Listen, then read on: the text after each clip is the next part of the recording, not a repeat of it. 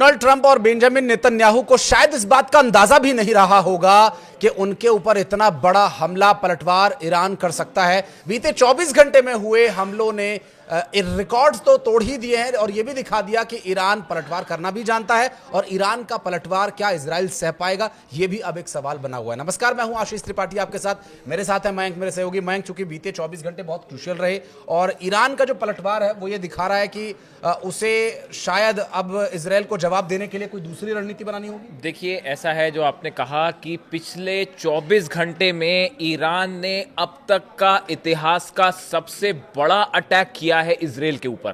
बीती रात पूरे इजराइल में मिसाइल्स बरसती रही और ये बताया ये जा रहा है, जो खबरें आ रही हैं। देखिए, कल हमने एक वीडियो बनाया था, उसमें आपको मैंने बताया था कि करीब 40 बिल्डिंग्स ऐसी हैं। ये कल तक की खबर थी, 24 घंटे के पहले की, कि 40 बिल्डिंग्स इजराइल में गिर गई हैं। अब उस पे अपडेट आया है, करीब 200 से 250 इमारतें इजराइल में। सबसे ज्यादा नुकसान तेल अवीव में है और उसके बाद हाइफा में। 250 इमारतें गिरने का मतलब आप समझ रहे हैं कि कितना बड़ा नुकसान हुआ होगा। और सबकी सब मिसाइल्स ने डायरेक्ट हिट किया है। यानी आप ये समझिए, इसका मतलब समझिए क्या है। अगर आप 250 इमारतें गिर रही हैं, इसका मतलब है 250 मिसाइलें गिर चुकी हैं। इसका दूसरा मतलब यह है कि आयरन डोम फेल है, थार्ड फेल है, पेट्रियट फेल है, डेविड स्लिंग फेल है और एरो फेल है। 5 डिफेंस सिस्टम को भेदते हुए अगर ईरान की 250 मिसाइल्स गिर रही हैं 24 घंटे के अंदर, जो असली नंबर्स हैं, हम उनकी बात नहीं कर रहे कि कितनी मिसाइल्स गिरी हैं। हम तो सिर्फ ये बता रहे हैं आपको कि 250 इमारतें मिट्टी में मिल चुकी हैं उसमें। और सबसे ज्यादा नुकसान तेल अवीव में। आप समझिए, देखिए, तेल अवीव सबसे बड़ा शहर इजराइल का, अगर वहां पे इस तरह के अटैक हो रहे हैं और डिफेंस सिस्टम उसको नहीं रोक पा रहा, पूरे इजराइल में जितने अस्पताल है वो भरे हुए हैं पेशेंट से, जितने लोग हैं वो बंकर में ही हैं। अब देखिए, वहां पे जो जनता है वो इजराइल, ऐसा लगता है कि पूरा का पूरा इजराइल जो है वो बंकर में ही रह रहा है और कब तक रहना पड़ेगा पता नहीं। इस बीच में नया ऐलान कर दिया है ईरान ने। ईरान की तरफ से, ईरान की सेना की तरफ से यह कहा गया है कि आज रात, मंडे, सोमवार, आज रात को इजराइल पर अब तक का और बड़ा हमला, यानी जो हमले पिछले 24 घंटे में हुए उससे भी बढ़कर ईरान ने नंबर्स दे दिए। ईरान की तरफ से कहा गया है आज रात को 1500 मिसाइल्स दागी जाएंगी इजराइल पर।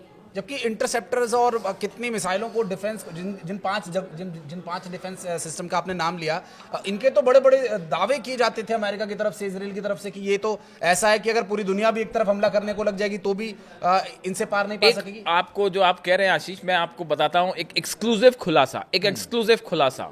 एक ईरान की मिसाइल अमेरिका के 3rd डिफेंस सिस्टम के ऊपर गिरी है और वो तबाह हो गया।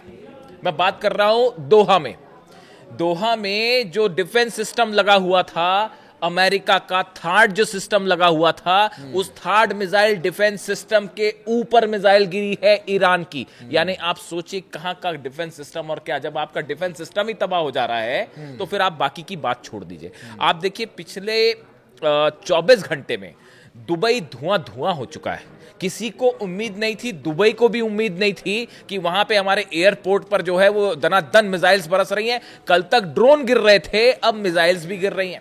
दुबई धुआं हो रखा है। सऊदी में देखिए, लगातार जो है रियाद के ऊपर हमले हो रहे हैं, रियाद से खबरें आ रही है। और बहरीन का तो ये हाल है, आप सोच नहीं सकते, बहरीन दूसरा जो है इजराइल बन गया है।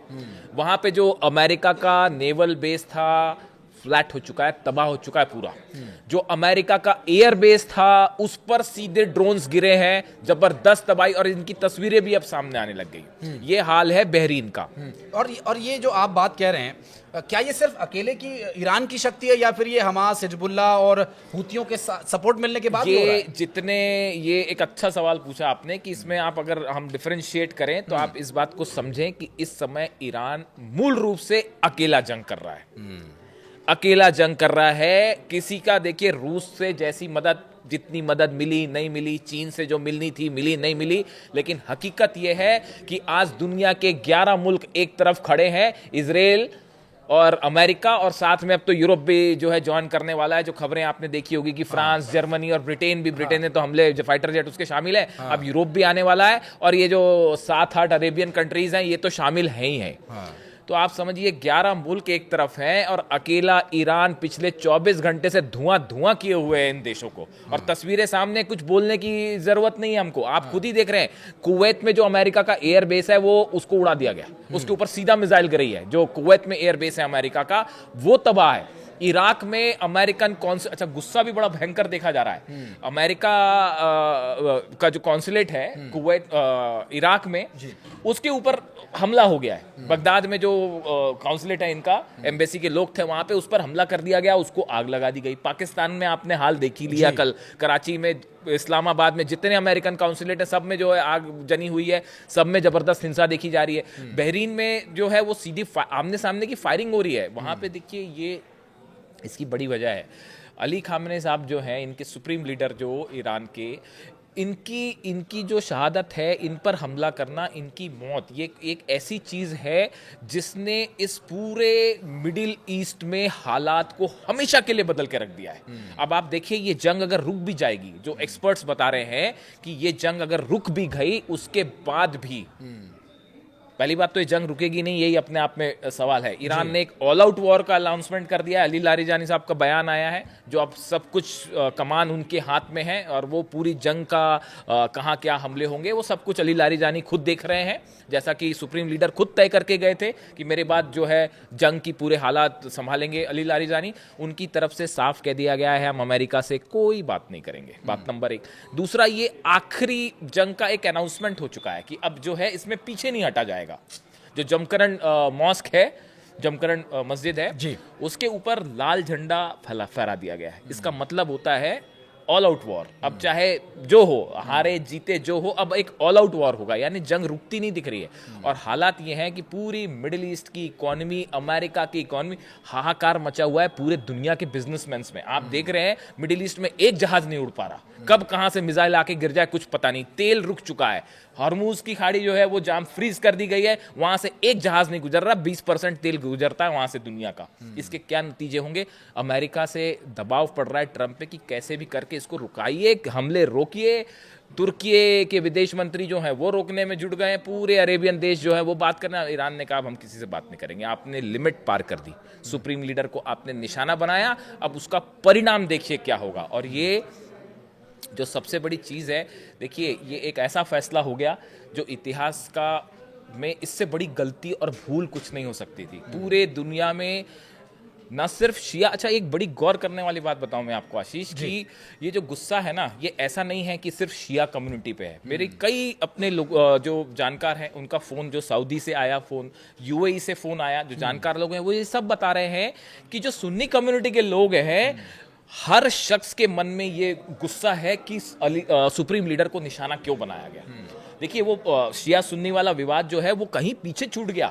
जितने सुन्नी कम्युनिटी के लोग हैं उनका भी ये मानना है। और गौर करने वाली बात ये कि जितने अरेबियन कंट्रीज हैं, ये चाहे सऊदी हो, चाहे यूएई हो, कतर हो, दोहा, सब इन सब देशों में जो आम जनता है वो ईरान के साथ खड़ी हुई है। वो ये बात को समझ रही है कि एक मुल्क को जबरदस्ती दादागिरी करके हमला किया गया। उनका एक के साथ क्या मजबूरी है जी, लीडरशिप के साथ क्या मजबूरी है कि वो इस तरह के यही तो सवाल जो है, यही सवाल ईरान भी पूछ रहा है कि जब जरूरत थी तो आप, ये इतिहास इस बात को याद रखेगा। मैं आपको अपने दिल की बात बताऊं, इतिहास इस बात को याद रखेगा, जब ईरान पर हमला हो रहा था तो कौन किसके साथ खड़ा था। क्या आप लोग नहीं देख रहे कि फाइटर जेट सऊदी में लैंड हुए? क्या ये तस्वीरें चाइना ने नहीं भेजी? F-35 F-16 जेट्स वहां पे खड़े हुए हैं, वो किसके लिए खड़े हुए? हमला करने के लिए खड़े थे ना। क्या यूएई के फाइटर जेट्स वहां पहुंचे? क्या हमला करने के लिए नहीं पहुंचे? कुवैत में, इराक में, जॉर्डन में जो प्लेन्स आए थे वो इसीलिए तो आए थे कि ईरान पर हमला करने के लिए। तो इतिहास इस बात को हमेशा याद रखेगा कि जब जंग हुई तो कौन जो है वो ईरान के साथ खड़ा रहा और किसने जो है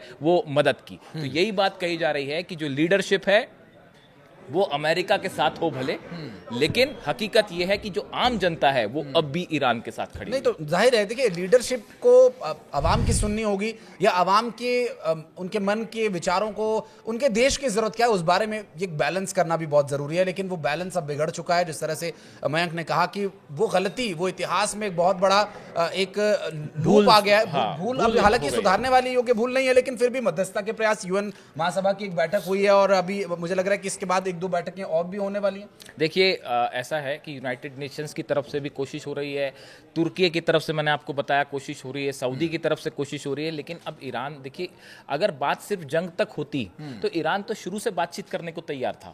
बातचीत के यही तो अब्बास अराक्ची जो विदेश मंत्री हैं वो यही कह रहे हैं कि हम तो बात कर रहे थे आपसे, हमला आपने पहली बार भी बातचीत के बीच में किया। मैंने अपना वीडियो बनाया था, मेरे दर्शक जानते होंगे, मैंने लिखा था कि ये धोखा है, इसका नतीजा सुप्रीम लीडर पहले से ये जान रहे थे, अली खामेनी साहब पहले से ये जानते थे कि इनकी नियत ही धोखा देने की है। वो पहले से, उन्होंने पहले ही कह दिया था कि ये कभी सक्सेसफुल होगा ही नहीं। हुआ ये कि बातचीत हो रही थी और बातचीत के बीच हमला हुआ था। अब्बास अराक्ची का ये कहना है कि हम तो हमेशा बातचीत के लिए तैयार थे, हम तो आपसे बातचीत ही कर रहे थे, उसके बीच में आपने हमला किया। अब जो ये जितनी कोशिशें हो रही हैं, अगर ये जंग तक बात सीमित होती, अगर आप इन्होंने सुप्रीम लीडर को टारगेट नहीं किया होता तो ईरान फिर से बातचीत करने को तैयार हो जाता। वो तो अब्बास अराक्ची वो पहले भी हुआ है, वो बातचीत को तैयार हो जाते, लेकिन सुप्रीम लीडर को टारगेट करने के बाद अब मामला हाथ से निकल चुका है। अब ये वन वे है ट्रैफिक। अब इसमें या तो करो या मरो वाली स्थिति है कि अब ये रास्ता वापसी की ओर नहीं जाता दिख रहा। अब ईरान ने जो है वहां की सेना 8 लाख सेना कफन बांध के तैयार है। अब जो होगा आप देखिए, वहां पे ईरान से जो तस्वीरें आ रही हैं, तमाम हमले हो रहे हैं तेहरान पर, मतलब क्या नहीं हो रहा। 1000 किलो का बम गिराया है कल रात को अमेरिका ने। उसके बाद भी सड़कों पर लोग जो हैं वो अली खामेनी साहब के जिंदाबाद के नारे और अल्लाहू अकबर के नारे लगा के पूरा ईरान एकजुट हो चुका है। आप क्या करोगे? क्या ग्राउंड फोर्स भेजोगे वहां? आप करना क्या चाहते हो ये बताइए। आप कैसे, आप ईरान को कैसे कैप्चर करोगे? क्या करोगे? फोर्सेस भेजोगे वहां तो वो 8 लाख सेना क्या करेगी आप वो भी सोच लो। तो फिर आप अटैक करते रहिए, ये जंग चलती रहेगी। ये तो ऐसा है कि एक अनएंडिंग वॉर। और हकीकत यह है कि पिछले 24 घंटे में ईरान अकेला देश पूरे अरेबियन देश पर भारी पड़ रहा है, इजराइल पर हमले कर रहा है और अमेरिका के जो है वो बेसिस को दहला रहा है। फिलहाल ईरान जो है वो एक ऐसी स्थिति में आ गए हैं, 11 देशों पे एक अकेला देश भारी पड़ रहा है। तो ये अगर देखिए, मैं क्योंकि ये बात पूरी दुनिया जानती है और ये पहले अघोषित थी, अब ये पूरी तौर पर घोषित भी हो चुकी है कि हिजबुल्लाह, हूती और हमास का सपोर्ट ईरान ने बहुत किया। अब वो वक्त है जब वो ईरान को पे बैक करने का टाइम है। तो क्या कोई जो आपने बात की, बीती रात को हूती की तरफ से फायर की गई हैं बैलिस्टिक मिसाइल्स इजराइल के ऊपर, जो आप सवाल पूछ रहे हो। हूती की तरफ से ना सिर्फ रेड सी में, लाल सागर में, बल्कि इजराइल ये जो मिसाइल्स गिर रही हैं तेल अवीव पर, इसमें कई मिसाइल्स हूती की भी शामिल है। वो हूती तो ऑल आउट उसके लिए तैयार हो गया है। कल बीती रात को करीब 80 से 90 रॉकेट्स लेबनान से, आपने जो खबरें देखी होंगी ना, लेबनान में हमला कर रहा है इजराइल, वो इसीलिए हमला कर रहा है कि बीती रात 80 से 90 रॉकेट जो है वो लेबनान से जो है हिजबुल्लाह की तरफ से फायर किए गए, जो इजराइल के अंदर आए। अब डिफेंस सिस्टम जो है वो कितने, अभी ऑलरेडी ये खबरें आने लग गई हैं कि सऊदी में और यूएई में जो डिफेंस सिस्टम है उनकी मिसाइल्स खत्म होनी शुरू हो गई।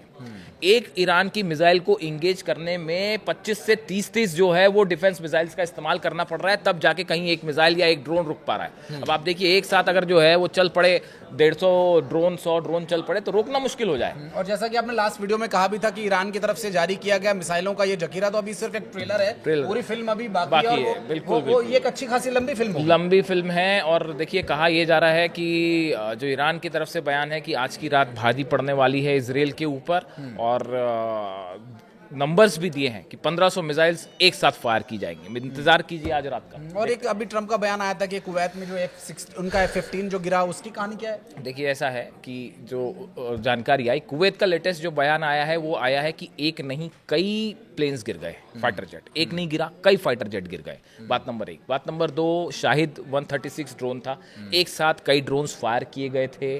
सामने से कई जेट्स ने उनको रोकने की कोशिश की, लेकिन वही कहानी वही है, जब आप एक साथ कई सारे ड्रोन्स फायर करोगे आप कितनों को रोक पाओगे?